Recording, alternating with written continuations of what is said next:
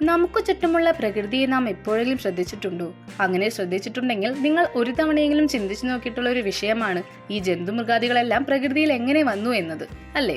അതുപോലെ തന്നെ ഇവയ്ക്ക് മനുഷ്യരുമായുള്ള ബന്ധത്തെക്കുറിച്ചും, അത്തരത്തിൽ പൂച്ചയും മനുഷ്യരും തമ്മിലുള്ള ബന്ധത്തെക്കുറിച്ചാണ് നമ്മൾ ഇന്ന് നോക്കാൻ പോകുന്നത്. ലോകരാജ്യങ്ങളിൽ തന്നെ ഏറ്റവും കൂടുതൽ ആളുകൾ പരിപാലിക്കുന്ന ഒന്നാണ് പൂച്ചകൾ. അമേരിക്കൻ ഐക്യനാടുകളിൽ ഏറ്റവും പ്രചാരമുള്ള വളർത്തുമൃഗങ്ങളിൽ ഒന്നാണ് പൂച്ച. പൂച്ചകളെ കുറിച്ച് നിരവധി പുസ്തകങ്ങളും ഇതിനോടകം തന്നെ ഇറങ്ങിയിട്ടുമുണ്ട്. മനുഷ്യരുമായി ഏറെ ബന്ധമുള്ള പൂച്ചകൾ പട്ടികളെ പോലെ തന്നെ സ്നേഹിച്ചാൽ തിരിച്ചു സ്നേഹിക്കുന്ന വർഗമാണ്. പൂച്ചയുടെ ശാസ്ത്രീയ നാമം ഫെലിസ് കാറ്റസ് എന്നാണ്. പൂച്ചയും മനുഷ്യരുമായി ഏകദേശം 9500 വർഷത്തെ പഴക്കമുണ്ടെന്നാണ് പറയപ്പെടുന്നത്. മനുഷ്യന് കേൾക്കാവുന്നതിലും വളരെ ഉയർന്ന ആവൃത്തിയിലുള്ള ശബ്ദങ്ങൾ വരെ പൂച്ചകൾക്ക് കേൾക്കാൻ സാധിക്കും, അതായത് 64 കിലോ ഹെർട്സ് വരെ. അതുപോലെ തന്നെ പൂച്ചകൾക്ക് ഉയരമുള്ള സ്ഥലങ്ങളിൽ നിന്ന് വീണാലും പരുക്ക് പറ്റാറില്ല, കാരണം അവയ്ക്കതിനെ അതിജീവിക്കാനുള്ള ശേഷിയുണ്ട്. അതായത് നമ്മൾ പലപ്പോഴും പറയാറുള്ള പഴഞ്ചൊല്ല് പോലെ തന്നെ വീണാലും 4 കാലിലേ വീഴൂ എന്നത്. പൂച്ചകൾ എത്ര ഉയരത്തിൽ നിന്ന് വീണാലും 4 കാലിലേ വീഴാറുള്ളൂ. അത് അവയുടെ സവിശേഷതയാണ്. അടുത്തതായി നമ്മൾ ഏറ്റവും കൂടുതൽ പറയുന്നതാണ് പൂച്ച ഉറക്കമെന്ന്. പൂച്ചകൾ സാധാരണയായി ഏറ്റവും കൂടുതൽ ഉറങ്ങുന്ന ജീവികളാണ്.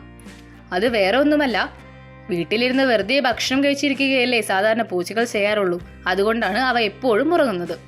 പൂച്ചയെ പറ്റി ഇനി അധികം ആർക്കും അറിയാത്തൊരു പ്രധാന കാര്യമുണ്ട്. അത് മറ്റൊന്നുമല്ല, പുരാതന കാലം മുതലേ കപ്പൽ യാത്രകളിൽ പൂച്ചകളെ ഉപയോഗിച്ചിരുന്നു. നാവികരുടെ സന്തത സഹചാരിയാണ് പൂച്ചകൾ. എന്നാൽ ഇതിനു പിന്നിലൊരു കാര്യമുണ്ട്. എന്തെന്നാൽ ദീർഘദൂരമുള്ള കപ്പൽ യാത്രകൾക്ക് വേണ്ടി തയ്യാറെടുക്കുമ്പോൾ ആളുകളെ ഏകാന്തതയിൽ നിന്ന് മാറ്റാൻ വേണ്ടിയും അതുപോലെ കപ്പലിനകത്തെ എലികളെ കൊന്നു തിന്നാൻ വേണ്ടിയുമാണ് ഇതുപോലെ പൂച്ചകളെ ഉപയോഗിച്ചിരുന്നത്. ഇനി പൂച്ചകൾ പരസ്പരം വഴക്കു കൂടുന്ന സമയത്ത് നിങ്ങൾ അവരെ ശ്രദ്ധിച്ചിട്ടുണ്ടോ? അവ പരസ്പരം വഴക്കു കൂടുന്ന സമയത്ത് എതിരാളികളെ ഭയപ്പെടുത്തുന്നതിന് വേണ്ടി തന്റെ ശരീരം വളച്ച് രോമങ്ങൾ നിവർത്തിപ്പിടിച്ചാണ് നിൽക്കാറുള്ളത്. കൂടാതെ തന്നെ കൈകൾ ഉപയോഗിച്ച് എതിരാളിയെ ശക്തമായി പ്രതിരോധിക്കാനും ശ്രമിക്കും. എന്നാലും പരസ്പരം പോരടിക്കുമ്പോഴും അധികം ആപത്ത് വരാതെ അവിടെ നിന്നും ഓടി രക്ഷപ്പെടുന്നതും കാണാം. ഇതും പൂച്ചയുടെ ഒരു സവിശേഷതയാണ്. ഇനി ഒരിക്കലും അടഞ്ഞ മുറിയിൽ പൂച്ചയുണ്ടെങ്കിൽ നിങ്ങൾ അതിന്റെ അടുത്തേക്ക് പോവാൻ നിൽക്കരുത്, കാരണം അതിനു പിന്നിലും വേറൊരു രഹസ്യമുണ്ട്. അത് മറ്റൊന്നുമല്ല, ഇത്തരത്തിൽ അടഞ്ഞ മുറിയിൽ പൂച്ചയുണ്ടെങ്കിൽ നിങ്ങൾ അവിടേക്ക് പ്രവേശിക്കുമ്പോൾ അവ പ്രതീക്ഷിക്കുന്നത് നിങ്ങൾ പൂച്ചയെ ആക്രമിക്കാൻ വരുന്നു എന്നാണ്. അതുകൊണ്ട് തന്നെ നിങ്ങളെ ആക്രമിക്കാനുള്ള സാധ്യത ഏറെയാണ്. ഇനി മറ്റു മൃഗങ്ങളെ പോലെ തന്നെ പൂച്ചയും ഇരയെ വേട്ടയാടി പിടിക്കുന്ന വർഗമാണ്. ഇര വരുന്നതുവരെ കാത്തിരുന്ന് അവയെ ആക്രമിച്ച് അവയുടെ കഴുത്തിന് കടിച്ചു പിടിച്ചാണ് കീഴ്പ്പെടുത്തുന്നത്. ഇതെല്ലാം പൂച്ചയുടെ സവിശേഷതകളാണ്. ഇനി പൂച്ചയും മനുഷ്യനും തമ്മിലുള്ള ബന്ധത്തിന്റെ ഏറ്റവും വലിയ ഉദാഹരണമാണ് പറയാൻ പോകുന്നത്. മനുഷ്യന്റെ ആരോഗ്യപരമായ പ്രശ്നങ്ങളെ കുറയ്ക്കാൻ പൂച്ചകൾക്ക് സാധിക്കും. ഇത് പറഞ്ഞാൽ നിങ്ങൾ വിശ്വസിക്കുമോ? എന്നാൽ അത് ഉള്ളതാണ്.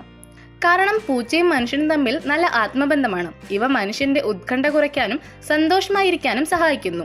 ഇതിലൂടെ മനുഷ്യന്റെ ആൻസൈറ്റിയും സ്ട്രെസ്സും റിലീഫ് ആവുന്നതോടുകൂടി മനുഷ്യൻ എപ്പോഴും ഹാപ്പി ആയിരിക്കാൻ സാധിക്കും. പൂച്ചകൾ പൊതുവെ ഈജിപ്തിൽ നിന്നുള്ളതാണ് എന്ന് പറയപ്പെടുന്നുണ്ട്. പൂച്ചകൾ അവർ ആരാധിച്ചിരുന്നതായും പറയപ്പെടുന്നു. 2000 വർഷങ്ങൾക്ക് മുമ്പ് പൂച്ചകൾ അവിടെ ഉണ്ടായിരുന്നതായും അവകാശപ്പെടുന്നുണ്ട്. സാധാരണ പൂച്ച മനുഷ്യനെ കാണുമ്പോൾ മാത്രമാണോ മ്യാവൂ എന്ന് പറയുന്നത്, അതോ പരസ്പരം കമ്മ്യൂണിക്കേറ്റ് ചെയ്യുന്നതും ഇങ്ങനെ തന്നെയാണോ? സാധാരണ അങ്ങനെയാണ് ആശയവിനിമയം നടത്തുന്നത്. എന്നാൽ തന്റെ ഇണയെ തേടുമ്പോൾ ഇതിലും വ്യത്യാസം വരാം. നിങ്ങൾക്ക് ഇതുപോലെ പൂച്ചയെ പറ്റി എന്തെങ്കിലും വ്യത്യസ്തമായി പറയാനുണ്ടെങ്കിൽ കമന്റ് ബോക്സിൽ രേഖപ്പെടുത്താൻ മറക്കരുത്. വീഡിയോ ഇഷ്ടപ്പെട്ടാൽ കമന്റ് ചെയ്യാൻ മറക്കല്ലേ.